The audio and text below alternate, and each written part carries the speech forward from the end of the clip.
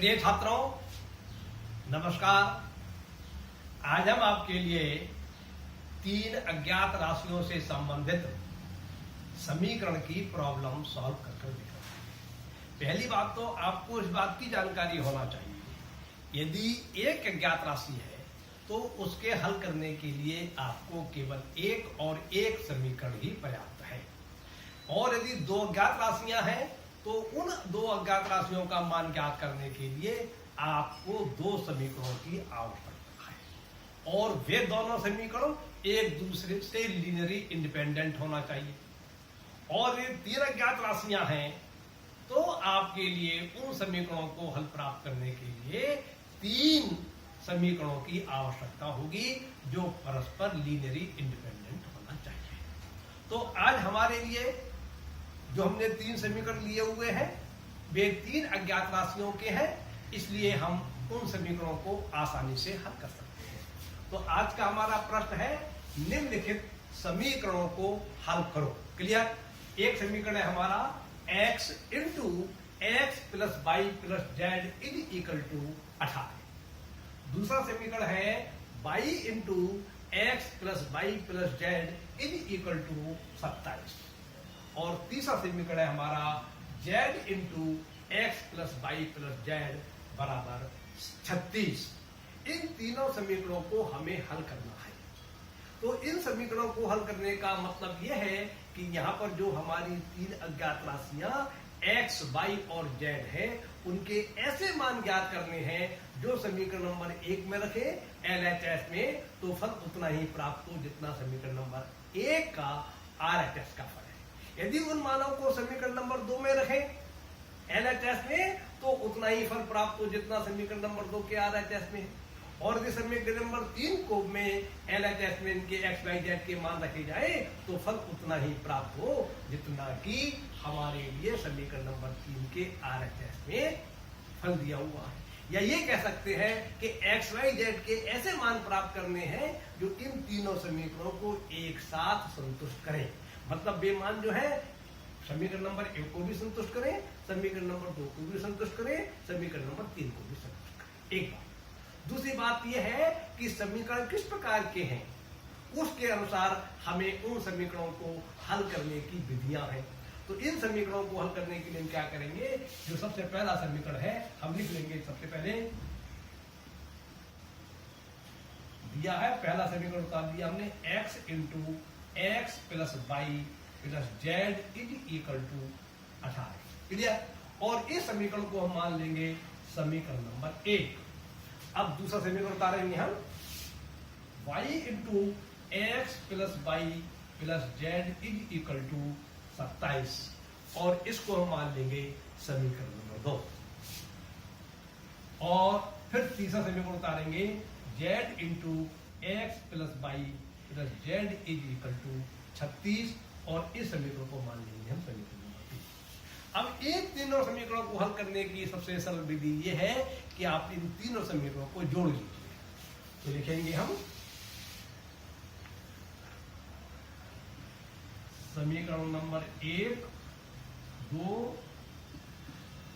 और 3 को जोड़ने पर, जब इन तीनों समीकरणों को जोड़ेंगे तो पहले ऐसा फल प्राप्त होगा, x into x plus y plus z plus y into x plus y into z plus z into x plus y into z. ये तो हमें LHS में प्राप्त हो जाएगा, और RHS में जब 18 को 27 को और 36 को जोड़ा जाएगा तो ये फल प्राप्त हो जाएगा हमें 81। 8 और 15, 15 से 21 के खाते लेंगे 2, 2 और 1 3, 3 2 5 और 3 8। अब ये LHS में 3 पद है, इन तीनों पदों में x plus y plus z common है, या हम उभयनिष्ठ कह सकते हैं। इनको हम कॉमन ले लेंगे तो LHS में फल प्राप्त होगा हमारे लिए x plus y plus z into x plus y plus z, और RHS में 81 की 81 रहेगी। ये 2 समान राशियां हैं, इन दोनों की परस्पर गुणा है, इसलिए ये बन जाएगा हमारा LHS में x plus y plus z की होल पावर 2 बराबर 81। अब LHS में जो x plus y plus z की होल पावर 2 है, इस पावर 2 को हटाने के लिए हम दोनों पक्षों का वर्गमूल लेंगे।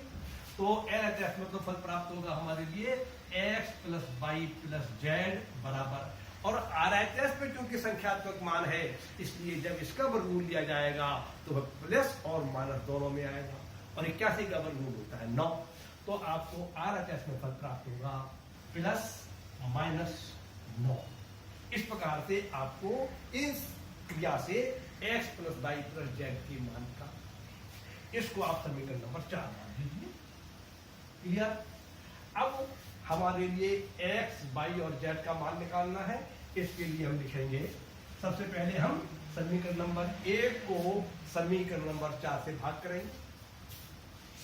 तो समीकरण नंबर 1 को समीकरण 4 से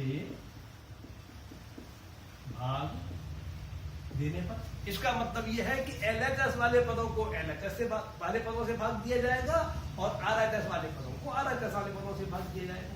तो अंश में तो लिखेंगे LHS में x into x plus y plus z, और हर में लिखेंगे समीकरण नंबर 4 का मान x plus y plus z बराबर, और ये अंश में लिखेंगे RHS में 18 और हर में लिखेंगे प्लस माइनस 9।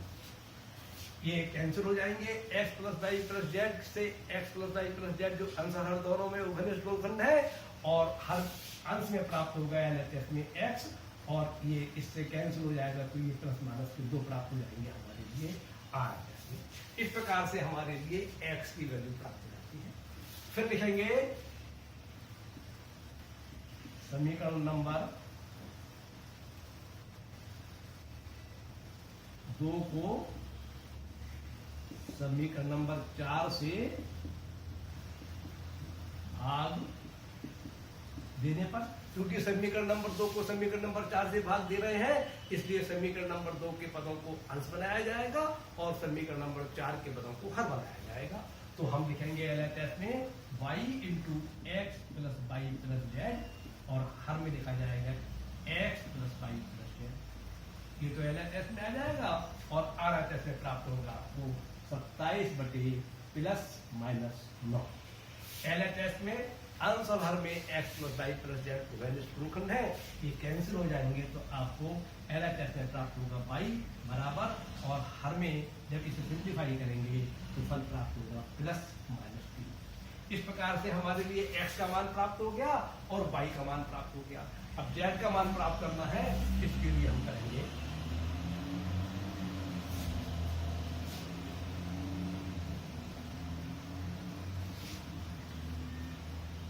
x का मान प्राप्त हो चुका हमारे लिए प्लस माइनस 2 के, और y का मान प्राप्त हो चुका प्लस माइनस 3 के।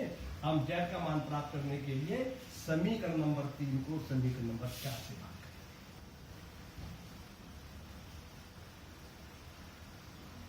तो हम लिखेंगे समीकरण 3 को समीकरण 4 से भाग देने पर LHS में z into x plus y plus z, और हर में आएगा x, समीकरण नंबर 4 का LHS का पद आएगा x plus y plus z, तो हर में आ जाएगा आपका x plus y plus z, और RHS में आ जाएगा समीकरण नंबर 3 का जो अंश पद है वो अंश बनाएंगे, और समीकरण नंबर 4 का जो RHS है उससे हर बनाएंगे, तो ये आएगा 36 प्लस माइनस 9। LHS में कैंसिल हो जाएंगे तो LHS में बचेगा हमारा z, और RHS को जब सॉल्व करेंगे तो फल प्राप्त होगा हमारे लिए प्लस माइनस 4। इस प्रकार से हमारे लिए x का मान भी प्राप्त हो गया, y का मान भी प्राप्त हो गया, z का मान भी प्राप्त हो गया। ये ऐसे मान है जो समीकरण नंबर 1, 2 और 3 को अलग अलग एक साथ संतुष्ट करेंगे। क्लियर? तो इस प्रकार से हमारा आंसर प्राप्त होता है x बराबर प्लस माइनस 2, y बराबर प्लस माइनस 3 और z बराबर प्लस माइनस 4, और ये आप लास्ट में समरी लिख दीजिए जो आपको आंसर प्राप्त हुआ उसकी। समी लिख दिया हमने, तीनों उत्तरों को एक साथ लिख दिया। x बराबर +-2, y बराबर +-3 और z बराबर +-4 आंसर। इस प्रकार से ये प्रश्न आपका सॉल्व हो जाता है। अनेकों प्रकार के समीकरण हैं, किस समीकरण को किस विधि से हल करना चाहिए ये समीकरण देख के मालूम पड़ता है। कोई एक ऐसा नियम नहीं है जिससे आप सभी समीकरणों को हल कर सकें, और यदि आप ऐसा हल ढूंढना चाहेंगे तो वो बहुत ही कठिन पड़ जाएगा। हो सकता है कोई ऐसा हल निकल भी आए उस समीकरणों में, तो वो बहुत कठिन पड़ेगा। जो स्पेशल टाइप के समीकरण हैं उनके हल करने की स्पेशल विधियां हैं, वही आपको सीखनी चाहिए। उसी से आपको प्रश्न को हल करने में सुगमता होगी, आसानी होगी। आपका प्रश्न पूरा हो जाता है। मैं अपनी बात को यही समाप्त करता हूँ। नमस्कार।